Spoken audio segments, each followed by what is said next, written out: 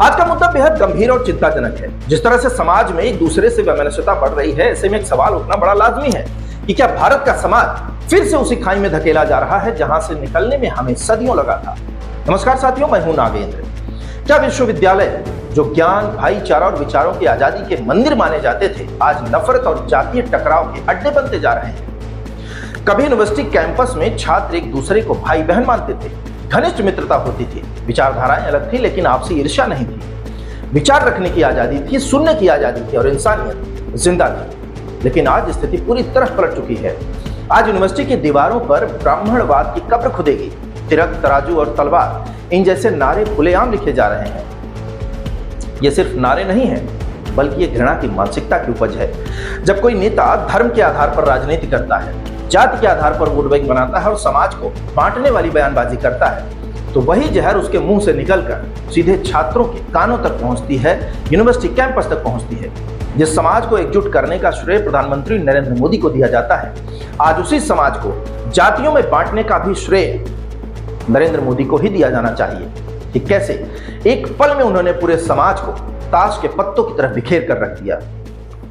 आज शिक्षा के मंदिर में एक छात्र दूसरे छात्र के खिलाफ खड़ा है, एक जाति दूसरे जाति के खिलाफ ईर्ष्या से भरी है, एक समाज दूसरे समाज के खिलाफ खड़ा हुआ है। हाल ही में यूनिवर्सिटी में प्रदर्शन के दौरान एक महिला पत्रकार, जिसका नाम रुचि तिवारी है, उसके साथ सिर्फ जाति के आधार पर मारपीट की गई, गालियां दी गई, धक्का मुक्की की गई और अभद्र व्यवहार किया गया। तो यह कहने में कोई संकोच नहीं होना चाहिए कि समाज को बांटने में आज के सत्ताधीश पूरी तरह सफल हो चुके हैं। कुछ दिन पहले शिक्षा मंत्री धर्मेंद्र प्रधान ने कहा था कि किसी भी कीमत पर इस कानून का दुरुपयोग नहीं होने दिया जाएगा, लेकिन उनकी गारंटी कुछ ही दिनों में एक्सपायर हो गई। दंड देंगे या नहीं देंगे ये तो बात की बात है, लेकिन समाज को बांटने का काम तो हो चुका। जो समाज हमेशा से समाज को दिशा देता आया, आज वही समाज इस देश की आंखों में किरकिरी बन गया। और एक बात याद रखिए, दिशाहीन समाज का अंत निश्चित है।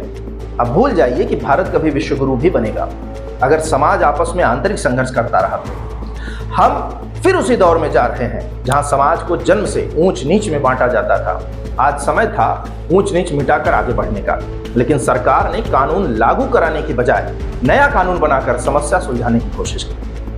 अगर कोई पुराना कानून नहीं मानता तो समाधान दूसरा कानून नहीं है, बल्कि उसी कानून को सख्ती से पालन कराना होता है।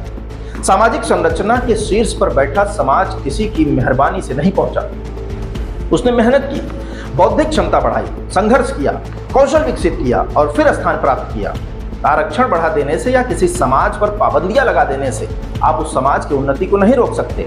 समाज को आमने सामने खड़ा करना, मोदी जी, आपकी तुष्टीकरण की राजनीति ने समाज को आमने सामने खड़ा कर दिया। वोट बैंक, चुनाव, सत्ता के लिए पूरे हिंदू समाज को तोड़ दिया गया।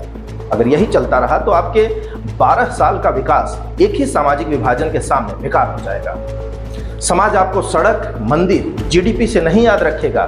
समाज आपको याद रखेगा उस नेता के रूप में जिसने हिंदू समाज को एकजुट करने का नारा दिया और फिर एक ही झटके में पूरे समाज को तितर बितर कर दिया। एक जोड़ने वाला नेता कैसे तोड़ने वाला नेता बन गया, यही इतिहास लिखेगा। मोदी जी, समय से चेत जाइए, समाज को जोड़िए, शिक्षा के मंदिरों को युद्ध भूमि मत बनने दीजिए, जाति की राजनीति बंद कीजिए, क्योंकि अगर समाज टूट गया तो कोई टेक्नोलॉजी, कोई हाईवे, कोई मंदिर भारत को महान नहीं बना सकता। और मैं ये बात नफरत से नहीं, भारत के भविष्य की चिंता से कह रहा हूं। अगर सत्ता में बैठे जिम्मेदार लोगों ने इस विषय पर गंभीरता से विचार नहीं किया तो आने वाली पीढ़ियां माफ नहीं करेंगी। नमस्कार।